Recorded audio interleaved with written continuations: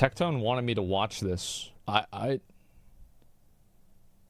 don't know what this is. Welcome back to the channel and another Honkai Star Rail Advanced Trailblazer guide, and this time for the newest Trailblazer, Jingli. So right now I'm standing outside of a Phil's Coffee, as actually I have not yet done any of the work on theory crafting Jingli as of yet. So I figured I would just record my entire process for this video. But honestly, without even doing a single calculation as of yet, I can already assure you all that Jingli will be obviously very overpowered.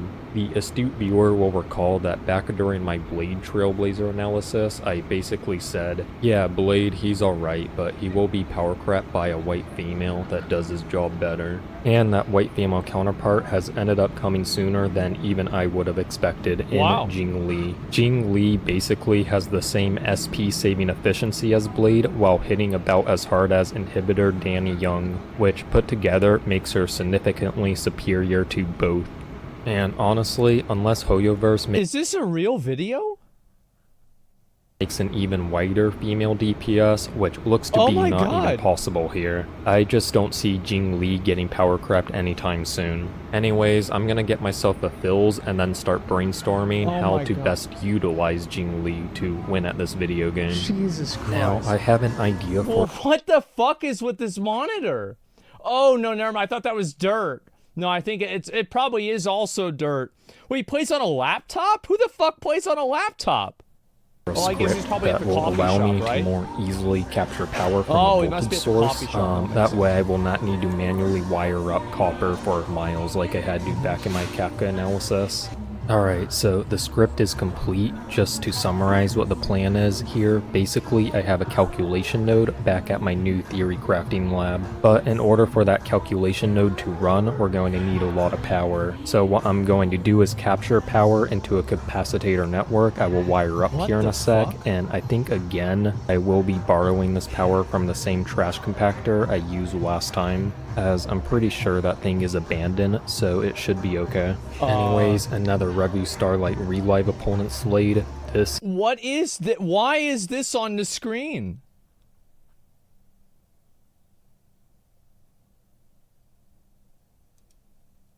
Has truly put me in a good mood to head out with now. Is that right? Alright, let's see if this works.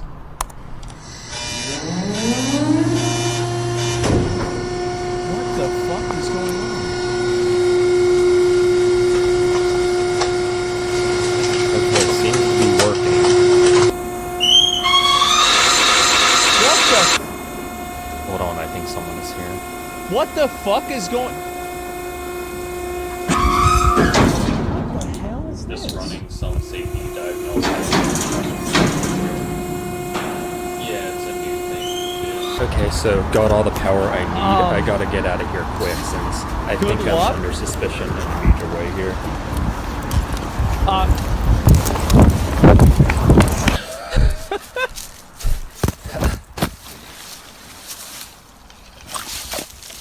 No, my Phil's. This is so fucking stupid.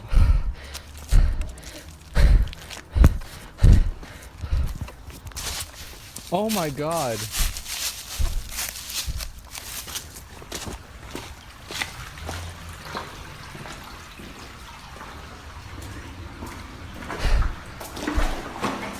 Alright, I think I feel in the clear now. Let's head over to the new theory crafting lab and get these calculations over with.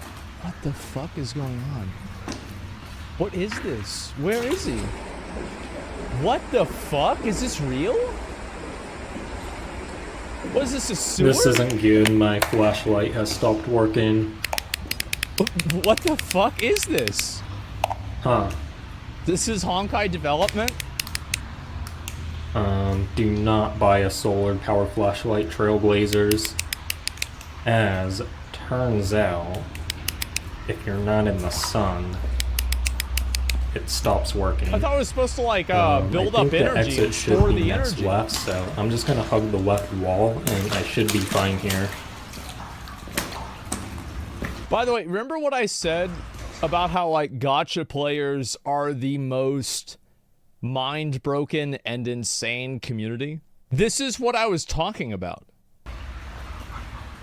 Yeah, this is see. Okay, Trailblazers, finally made it to my current. Yeah, this is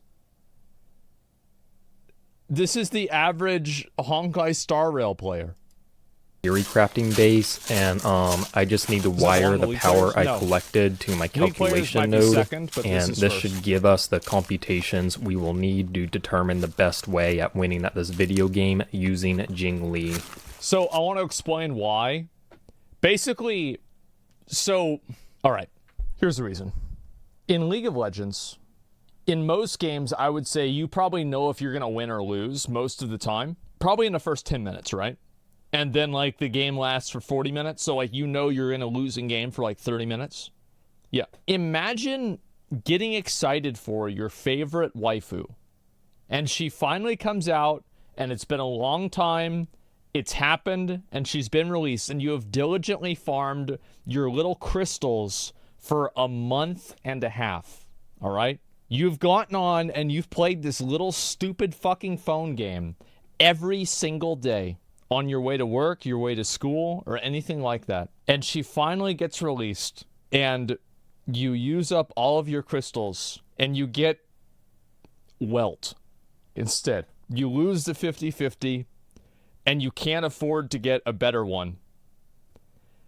And that's it. You're never going to get it. And you go on Twitch, and you see people like, I don't know, Asmongold, who just sits there and just does spins after spins, and it doesn't matter who gives a fuck. And you see people with like C6s, and like their characters are way better. All of your friends have it. You know, you have your friends list, and like you check the updates on the friends list.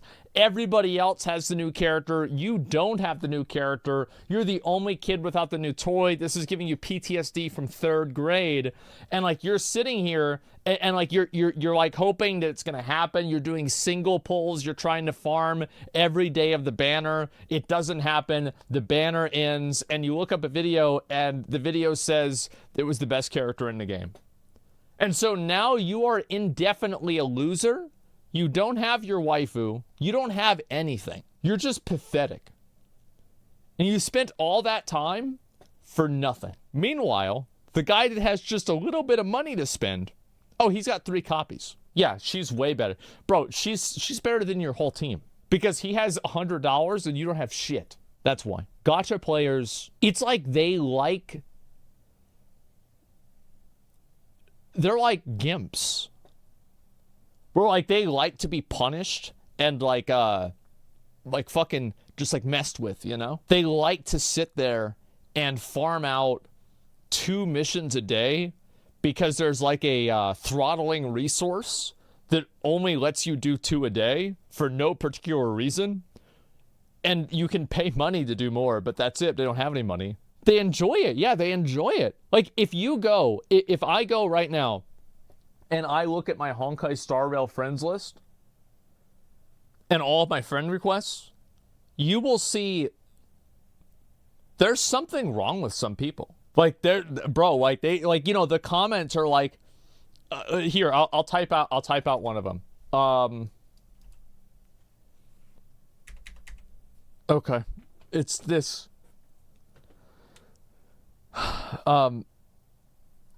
So this is a normal thing, man. Real exactly what I type? Yes, and I'm actually serious. They're just excited. They are just excited. I know they're excited. But I want to say that I do think that gacha players are the most mind-broken community of any video game. Because there is no way that you can play a turn-based video game like Honkai Star Rail and say it's generous because you only have to spend $200 to get a character.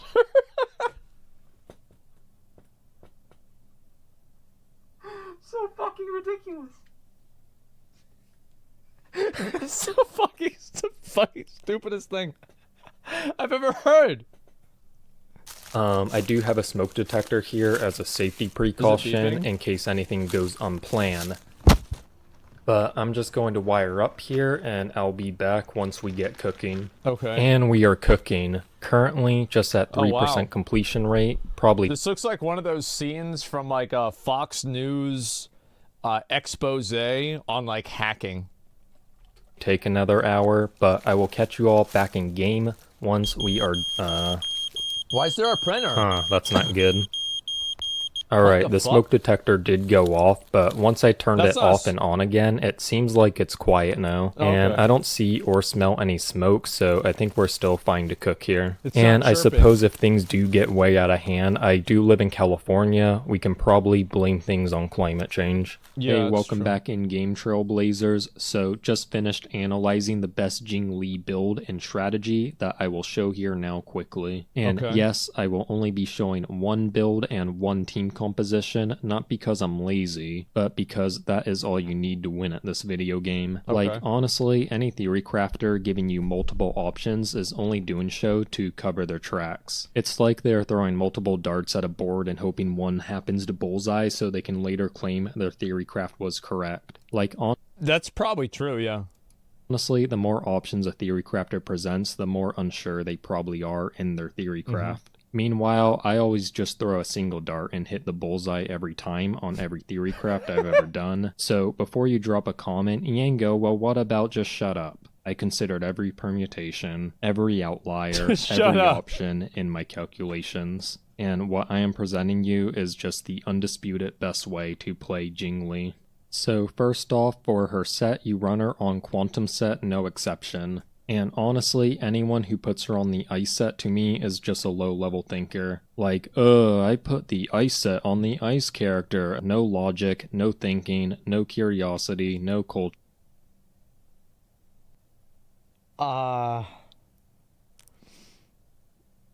What? There's no way, right? I mean, this has got to be a meme.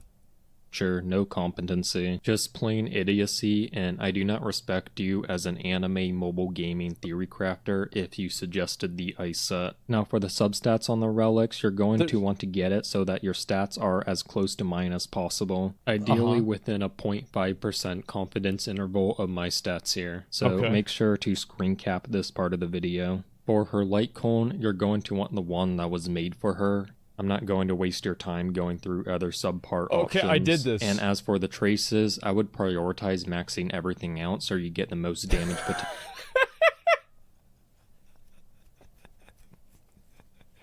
Just get everything. Potential out of Jingli. Lastly, for Eidolons, ideally farm for E6. Right now I am only at E1 in my Eidolon farming process, but I am investigating declaring bankruptcy in order to cancel certain debts that would allow me the resources I need to farm for E6 Jingli. So remember what I said? If you honestly think League players are even half this bad.